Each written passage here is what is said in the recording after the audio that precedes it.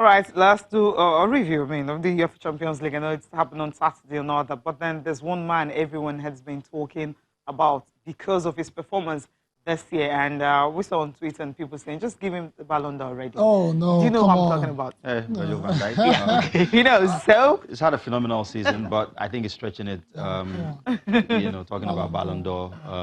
He goes into the European Nations League semi-finals. I think they play England. Yeah. He probably will still, put in... I mean, he hardly puts a foot wrong. He's that strong. He's that terrific. He's an unbelievable specimen. Excuse me. Plays, with the ball to feet so comfortably, more comfortably than most midfielders and attackers. Yeah. Pings 50-yarders for fun, defends so excellently. There's almost no weakness in his game. So, yes, he's had an excellent season, 97 points, fell short of the league title by a point, and then won the Champions League, and he's been a star for the Liverpool team by mile.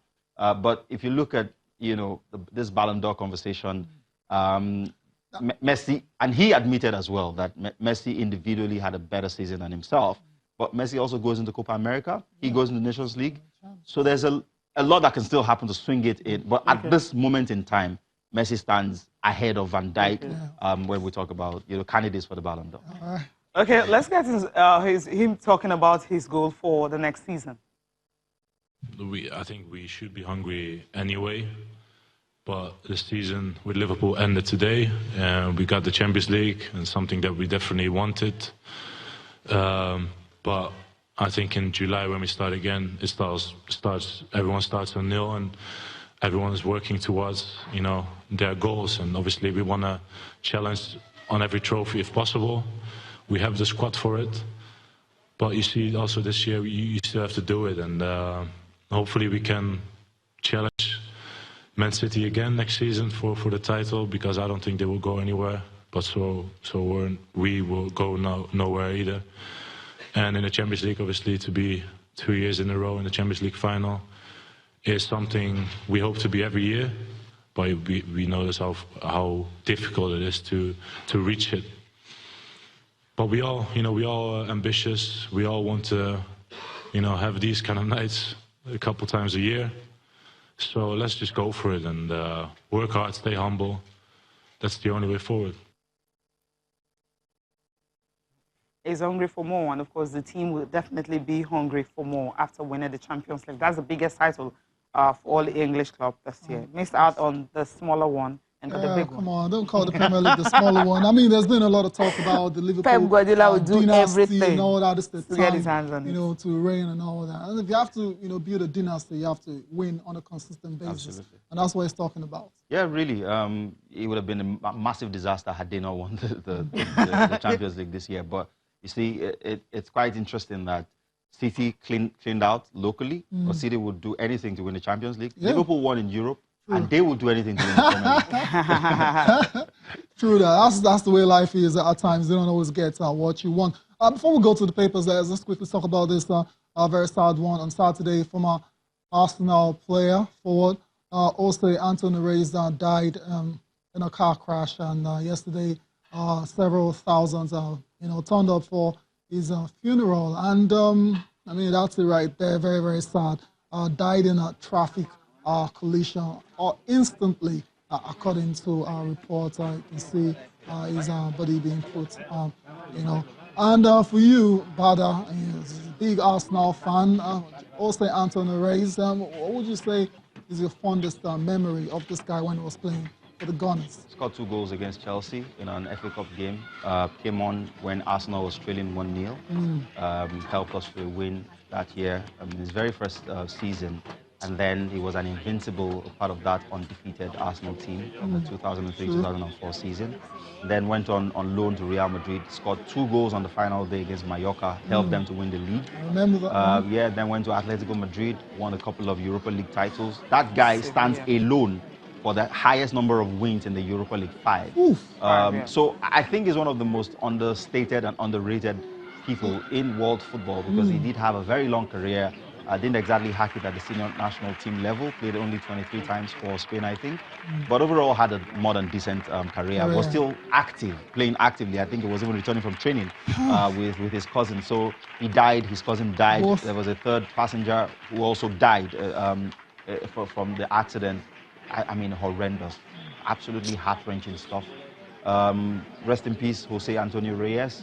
But again, the lesson to learn for all of us is we've got to be very careful. He was driving above the speed limit. Yeah, so it's never a good thing.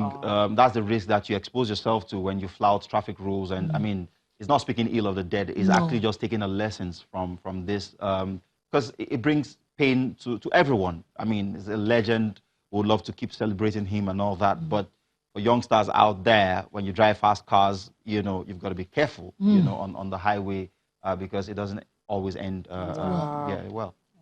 So rest in peace to Jose Antonio Reyes. Let's go to the papers quickly. Let's start with Sporting Life. Yeah, 2019 Africa Cup of Nations dollar rain for Super Eagles. NFF proposes $5,000 for group matches and $15,000 for round of 16.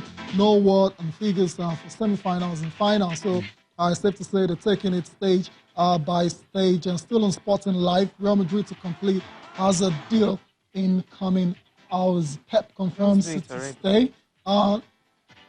Sevens volley against the United, the best, and that's what the Champions League goal of the turn of the season. Griezmann uncertain about future. Onyekuru happy to represent Nigeria.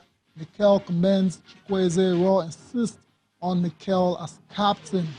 I don't think there was any doubts about that at all. You're not Ghana. Well, dollar rain for Super Eagles. News coming out of the Under-20 World Cup is that the Flying Eagles team has refused to get on the plane to get back home.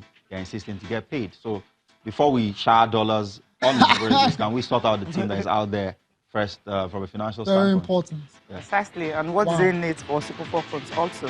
Okay, because the tournament is starting before the AFCON. Let's go to Complete Sports right now. And Mikel says he's happy to be back. That's on Complete Sports. We also have 20 Eagles begin training for AFCON 2019. And Gennett Raw downplays Kalu's injury. Yekuru says Eagles will soar in Egypt. And Mourinho snubs Ronaldo. That's UEFA Champions League Team of the Year. So Ronaldo is not part of his first 11. And Sarri closes on Juventus. Let's talk about Sarri quickly. I mean, it looks like he's on his way to Juve, despite winning his first major trophy and securing a top 4 finish for Chelsea. All season, you could tell Chelsea fans have not been satisfied with the Sarri ball. No, it's not only Chelsea fans. Even the Chelsea establishment didn't exactly take to his methods. There was a lot of hue and cry about his insistence on playing Jorginho in the role that Kante should have been occupying. And he stuck to his guns and did it all season and won the Europa League. And I think that there are very few Italian coaches who would say no to Juve, except you've been there before. So he's going to take the opportunity. He's going to move on. Chelsea will find themselves another coach. And he'll be remembered as the guy who never really won over the fans, but he won one of the most important trophies in top football. And that's not a bad thing to be remembered for. Not a bad one. And the final one here, Sporting Sun, is Salah may quit Liverpool. This story keeps coming back. And Chelsea opens exit door for Sarri. Just talked about that one. Joshua says he will not spare. Let's get back and talk a bit of boxing, please. Let's get your reaction. Go on a fighting spree before he fights Reyes again. No, I think he should fight Reyes again sometime before the end of the year. Should he take on Wilder and Fury before that? No, definitely not. You've got to get your crowns back, get your confidence back. Because I thought that he was sloppy, really, against Reyes. I thought he underestimated the opposition. I didn't think that he took his time after the opposition was changed. To study and understand. And adapt his training. I mean, if you look at Ruiz's records, he's actually quite a formidable fighter. Very formidable. Formidable fighter. So I think that he was underestimated, and he caught Joshua in that third round big, and Joshua just never recovered. And that's a loss that you can quickly analyze and fix. So I think he should go back into the rematch. Straight away. Preferably in his comfort zone in London. Do the business and then go take on Wilder next year. Okay, that's it. Well, thank you so much for coming on the program. It's always a pleasure. Thanks for having me. Thank you. All right. Thank you guys for watching. Happy holidays. I'm Cecilia Maogbe. I'm Tayo Salam. Enjoy the rest of your day.